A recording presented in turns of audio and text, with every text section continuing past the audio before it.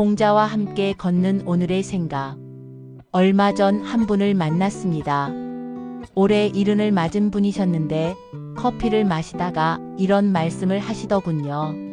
선생님, 이상하게 요즘은 아침에 눈을 떠도 뭘 해야 할지 모르겠어요. 평생 누군가를 챙기고 일하고 바쁘게 살았는데 이제 아무도 나를 필요로 하지 않는 것 같아요. 그 말씀을 들으면서 가슴 한편이 먹먹해졌습니다. 여러분 중에도 혹시 이런 생각을 해보신 적 있으신가요? 자녀들은 다 커서 각자의 삶을 살고 손주들은 바빠서 연락도 뜸하고 친구들은 하나둘 아프다는 소식만 들려오고 거울을 보면 어느새 낯선 얼굴이 되어 있고 몸은 예전 같지 않고 그러다 보면 문득 이런 질문이 떠오릅니다. 이제 내 인생에 무슨 의미가 남아있을까?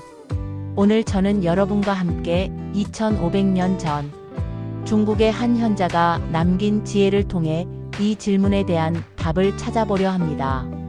그분의 이름은 공자입니다. 그분 역시 평생 좌절과 실패를 겪으며 늙어가는 자신과 마주해야 했던 한 사람이었습니다. 그래서 그분의 말씀은 오늘 우리의 마음에 더욱 깊이 닿을 수 있습니다.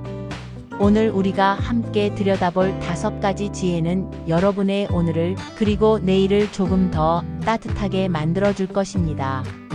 자, 그럼 함께 시작해 볼까요? 첫 번째, 마이너스 배우고 익히면 또한 기쁘지 아니한가. 논어의 첫 문장입니다. 하기 쉽지 불령여로 배우고 때때로 익히면 또한 기쁘지 아니한가. 많은 분들이 나이가 들면 뭘 배워서 어디에 쓰나라고 말씀하십니다. 대학을 가려는 것도 아니고 취업을 하려는 것도 아닌데 이제 와서 무얼 배운다는 게 의미가 있을까 하는 생각이 드시는 거죠. 어떤 분은 내가 스마트폰 하나 제대로 못 다루는데 뭘 배워라며 스스로를 낮추시기도 합니다. 하지만 공자가 말한 배움은 시험을 위한 공부가 아닙니다. 그것은 삶 자체를 더 풍요롭게 만드는 과정입니다. 70대에 수채화를 시작한 한 할머니를 아십니까? 처음엔 붓도 제대로 못 잡으셨대요. 하지만 매주 수요일 문화센터에 가서 1시간씩 그림을 그리는 게 그분 한 주의 가장 큰 즐거움이 되었답니다. 내가 이렇게 예쁜 색을 칠할 수 있다니 하시며 웃으시는 모습이 얼마나 아름다운지요. 어떤 분은 60대에 시를 배우기 시작했습니다.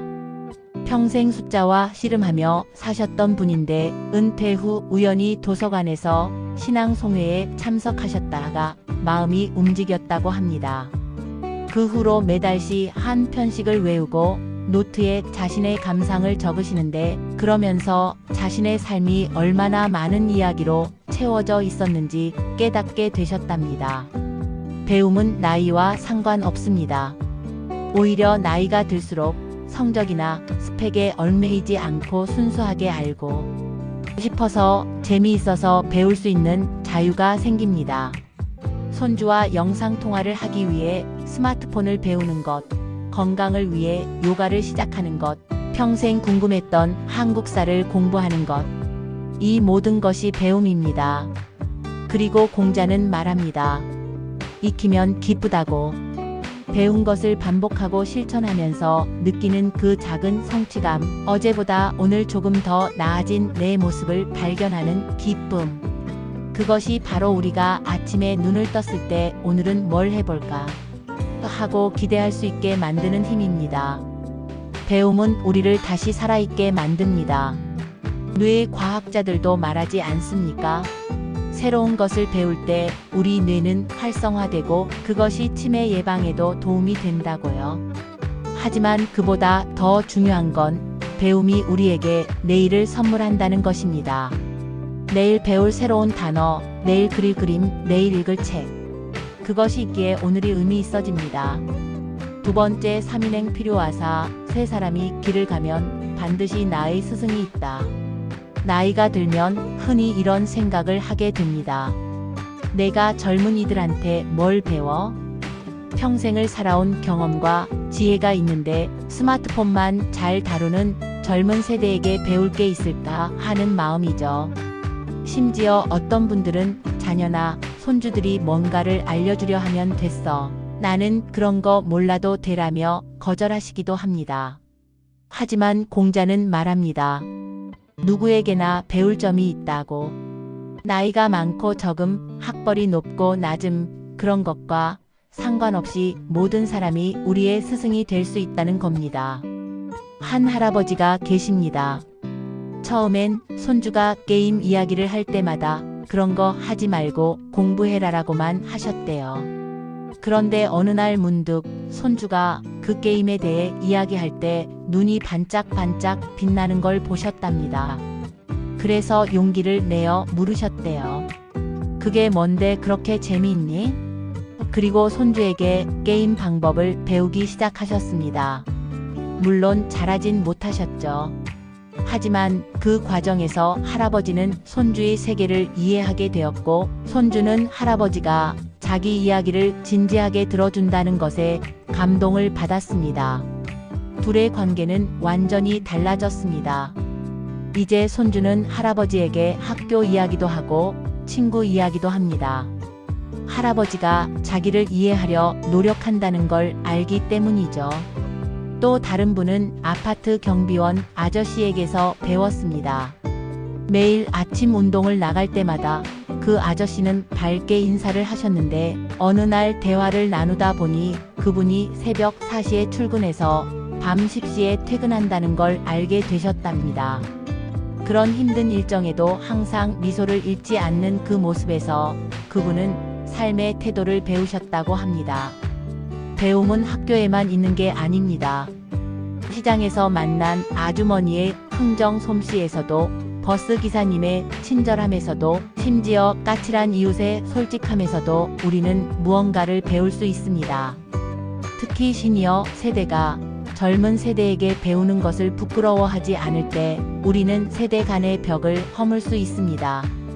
손주야, 이거 할아버지한테 가르쳐 줄래? 라는 그 한마디가 얼마나 아름다운 대화의 시작인지 모릅니다. 그때 우리는 단순히 기술을 배우는 게 아니라 세대를 잇는 다리를 놓는 겁니다. 겸손함은 나이와 상관없이 필요한 덕목입니다.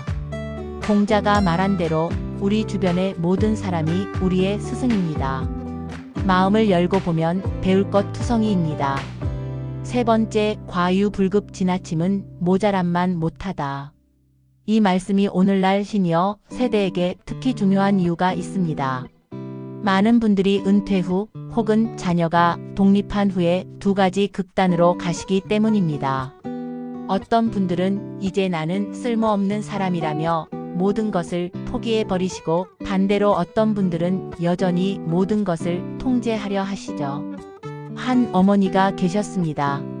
자녀들이 모두 결혼해서 독립했는데 여전히 매일 전화로 밥은 먹었니? 감기 조심해라. 그렇게 살면 안 된다라는 말씀을 반복하셨대요. 자녀들은 처음엔 감사했지만 점점 부담스러워졌습니다. 결국 한 며느리가 용기를 내어 말했습니다. 어머니, 저희를 믿어주세요. 이제 저희도 부모예요. 그 말을 듣고 어머니는 많이 울었다고 합니다. 자신은 사랑으로 한 일인데 그게 자녀들에게는 간섭이 되었다는 사실이 너무 아프셨던 거죠. 하지만 그 후로 조금씩 변화하기 시작하셨답니다. 매일 전화하던 것을 일주일에 한두 번으로 줄이고, 조언을 하고 싶어도 먼저 내 생각을 말해도 될까? 라고 물어보기 시작하셨습니다. 반대의 경우도 있습니다. 한 아버지는 은퇴 후 완전히 집에만 계셨습니다. 이제 나는 할 일이 없어라며 하루 종일 TV만 보시거나 누워 계셨죠. 자녀들이 아버지, 친구들 만나고 오세요. 취미 활동 하나 시작하세요. 라고 권해도 귀찮아. 그냥 집에 있을래 라고만 하셨습니다. 그러다 보니 건강도 나빠지고 우울함도 깊어졌습니다. 공자가 말한 중용의 지혜가 바로 이것입니다. 너무 많이 관여하는 것도 너무 움츠러드는 것도 좋지 않다는 것이죠. 적절한 균형이 필요합니다. 건강 관리도 마찬가지입니다. 어떤 분들은 건강에 너무 집착한 나머지 온갖 건강식품을 먹고 하루 종일 운동만 하시다가 오히려 몸을 상하십니다. 반대로 어떤 분들은 이제 나이도 먹었는데 뭐라며 건강을 완전히 방치하시죠. 관계도 그렇습니다. 너무 많은 사람을 만나려다 지치는 것도, 아무도 안 만나고 혼자만 있는 것도 좋지 않습니다. 내가 편안하게 유지할 수 있는 만큼의 관계, 그것이 중요합니다. 지나침은 모자람만 못하다는 말은 결국 자기 자신을 알라는 뜻입니다. 내 체력은 얼마나 되는지, 내가 감당할 수 있는 관계의 범위는 어디까지인지, 내가 진정으로 원하는 것은 무엇인지를 아는 것, 그리고 그 안에서 균형을 찾는 것, 그것이 노년을 지혜롭게 사는 방법입니다. 네 번째, 옹고이지신 옛것을 익히고 새로운 것을 알다. 많은 분들이 나이가 들면서 느끼는 가장 큰 괴로움 중 하나가 바로 쓸모없음입니다. 세상은 너무 빠르게 변하고 젊은 사람들이 하는 이야기는 하나도 이해가 안 되고 내가 평생 쌓아온 경험과 지식은 더 이상 아무 가치가 없는 것처럼 느껴집니다.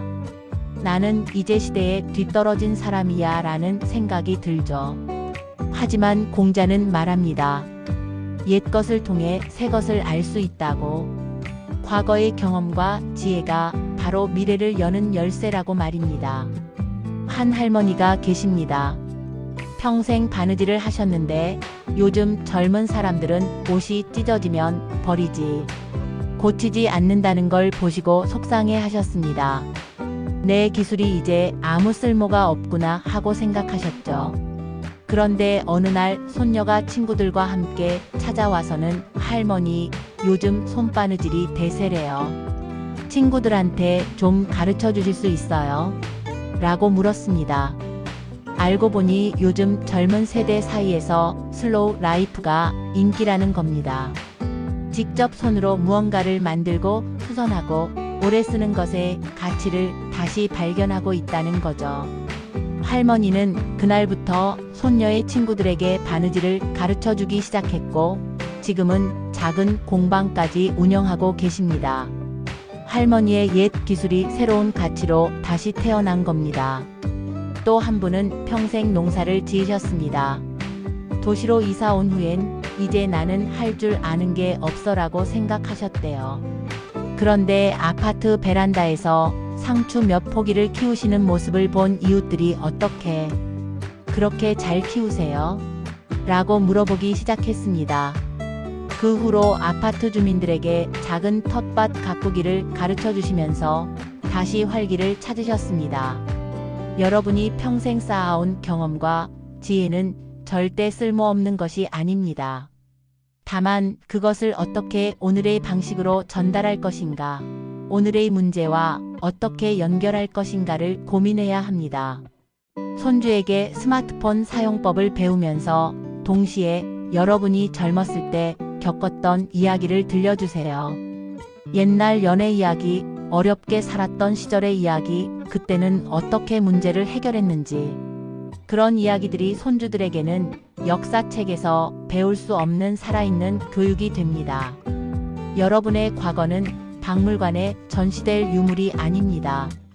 그것은 오늘을 사는 지혜의 보고이자 다음 세대에게 물려줄 소중한 자산입니다. 옛것을 버리지 마세요.